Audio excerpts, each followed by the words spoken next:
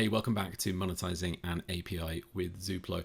If you haven't seen the first two videos in this series, I do recommend that you go and watch those first because we're kind of deep into it at this point, and this is probably not the best one to begin with. So go watch videos 1 and 2 where you'll see me get an API gateway spun up with some security features and of course add monetization that has got us to this stage where we have a pricing table, the ability to register accounts, the ability to do self-serve API keys, and also make authenticated requests that get metered against different price plans. Whole in-depth video in video 2 about setting up the monetization, so do go and watch it. One of the things that was done in that video was that we added a feature for these two paid plans, the starter and pro plan, which basically gives them access to an MCP server. The free plan doesn't get access to the MCP server.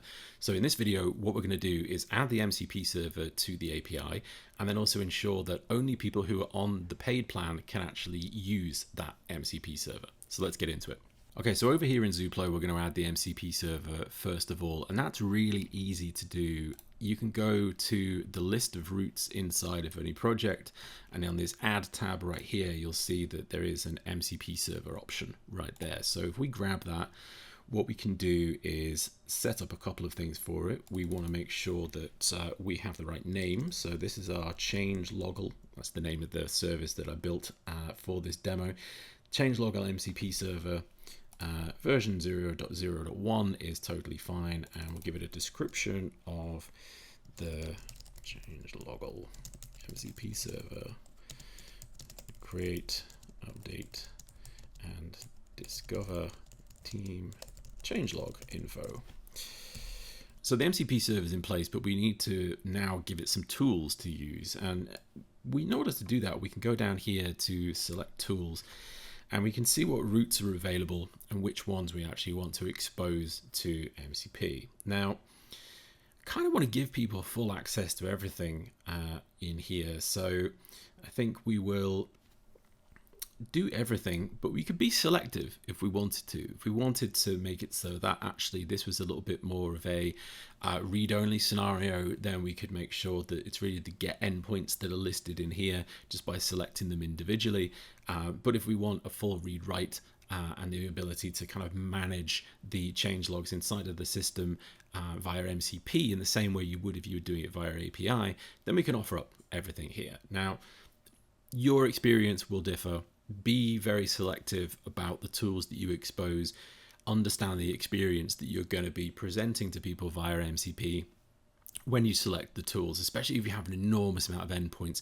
Really ask yourself the question as to whether all of them do need to be used as MCP tools, because each one of those adds to the overall context.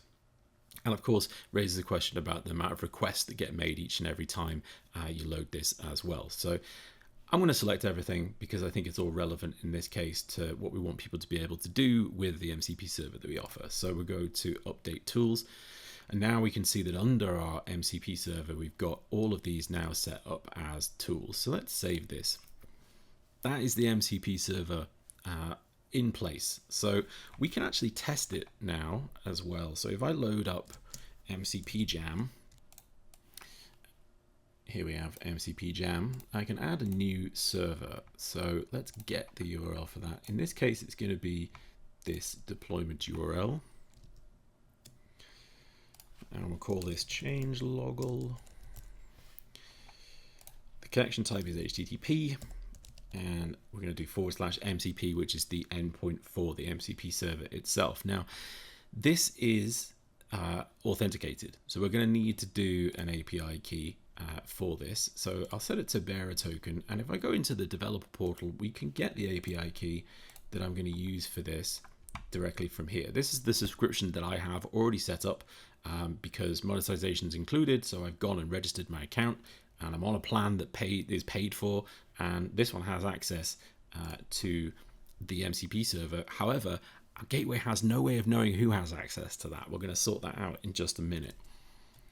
But we're going to be able to make a bearer token request with this. So that should be all good. Let's add it. Okay, and we can see that it's connected. If I go to the chat now, I should be able to say, get me a list of projects. and it's going to call the list projects tool that links directly. And there is only one project that I created previously, in I think it was the last video. So we've got one project right now, but that is basically the MCP server set up, ready to go, calling the API endpoints and being used directly from MCP Jam. And that was Anthropic that was making that request as well. So we're good to go. Our MCP server is set up and it's working exactly how we would like it to work, which is wonderful. So now one thing we need to change here.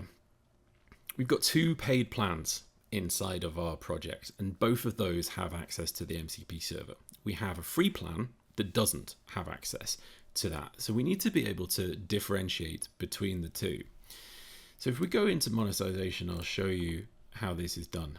Now, on our pricing table, we can see that the starter and pro plan have MCP server access. Inside of those plans, let's look at starter. We can see here that one of the features that's included is the MCP server, and this has a Boolean entitlement set to it. When my requests get made, we know what entitlements I have, right? I know how many requests I'm allowed and all of the other aspects about this. So I can actually capture that request that's being made and determine whether or not I have access to the MCP server. So anyone on a free plan making a request should be denied at that point, and anyone who does have the entitlement should be allowed to continue making their MCP server requests. So in order to do that, we need a little custom policy inside of Zuplo, and I'm going to show you what that looks like. So to do this, we will do the same as previously, with this set request headers policy that we created. So we'll go and we will create an empty module, and we'll call it check MCP access.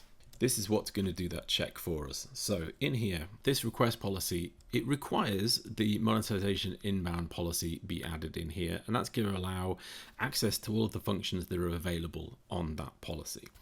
And that's what we're going to use to actually get the subscription data for the person who is making the request. That's going to tell us what entitlements they have, and therefore we'll understand if they can access the MCP server or if they can't. So we create a subscription right here using this get subscription data function. Pass the context. Now Zuplo offers the full context of the request, so just by passing in context we have absolutely everything that we need to know. And in here we're basically just going to do some checks to say, look, is there a subscription? If there is, does that subscription have entitlements? And if there is an entitlement, is there an entitlement there called MCP_server? Now let's just quickly look at this right here. The MCP server feature, you can see, has a key of MCP_server. So for this, that's the check that we're making, looking for this key right here. And what this has is a Boolean of has access. It's either set to true or false. So any plan that has this feature, it's going to be set to true. Any plan that doesn't, it's not going to exist in the first place at all. So we know who's on the paid plan and who has access, and who's on a free plan and doesn't have access. And this is going to determine that. So if there is no access, the entitlement doesn't exist, then it's just going to say the MCP access requires a starter or a pro plan. Please consider upgrading. And if the entitlement does exist, then it's just going to pass the request right through and let it happen without any interference whatsoever. So we now need to check that this is in place. Now, unlike putting the policy on every single route like we have done in the previous videos, we actually don't need to apply this anywhere other than just one single endpoint in this case, and that is this MCP endpoint right here. So what we can do is go to the MCP server and add our policy right here. So it's going to be a custom code inbound policy, and we'll set it to check MCP access. There are no options, so let's just get rid of those and then create that policy. Let's give it a better name as well. Check MCP access, just so that if there's a bunch of policies on here, we can determine which one's which. So the next thing we need to add to this is the monetization policy, because it's not here at the moment. We want to make sure that these requests get metered, but we also want to make sure that the API keys are being authenticated correctly as well, which is what we need. And monetization policy handles both of those for us. So we go to add policy, new and existing, monetization inbound, put it first because we need to be authenticated before we can actually get any of the information about the subscription. We'll save that. Okay, so let's test this out. We'll go to MCP Jam and we will add a new server. Let's get the deployment URL from here. We'll call it change loggle. Add the MCP endpoint, and this is going to be authenticated. Now we go back to the developer portal. I have a free plan right here. So if all is set up correctly, this shouldn't work. So we go to this. Yep, there we go. We get the failure that we were looking for. It's not going to let me do it because I'm on the free plan. So now what we need to do is actually, let's upgrade and make sure that that actually works. So we'll switch plan. We'll go to upgrade.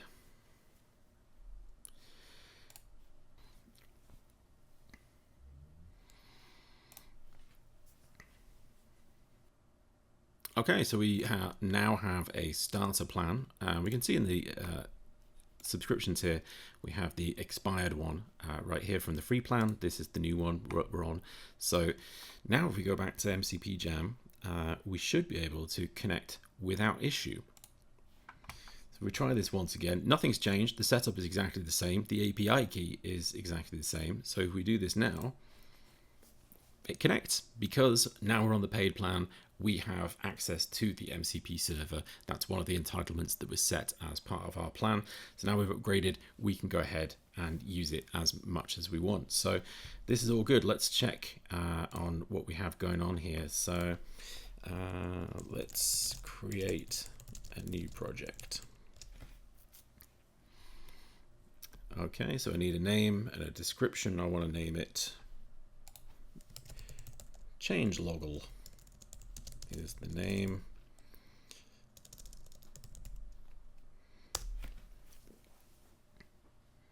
So it goes ahead, does the creation of the project, and it's created it for me. I can do updates on this now. So if I want to add a description, let's say, yes, let's add a description. Oh, really can't spell today. Of changelog API stuff. Amazing monetized business. Go ahead and send that. And it will perform the update on that particular one. It updates the project using the tool exposed by the MCP server. And there we are. We've got the update has happened. So we can just quickly check this again. So list my projects. It's going to come back with the change loggle project from the list projects tool and the description that we just added as well. And you can see the created and updated. So now we have full access to everything that the change loggle API offers via MCP as well. But that MCP server is only available for users who are on paid plans, which is what we had set up in our pricing table for starter and pro. And of course, using the monetization policy on here means that we're getting the authentication, we're getting the correct entitlements, and also we are metering these requests via MCP the same way we would if we were checking them against standard API requests. So there we go.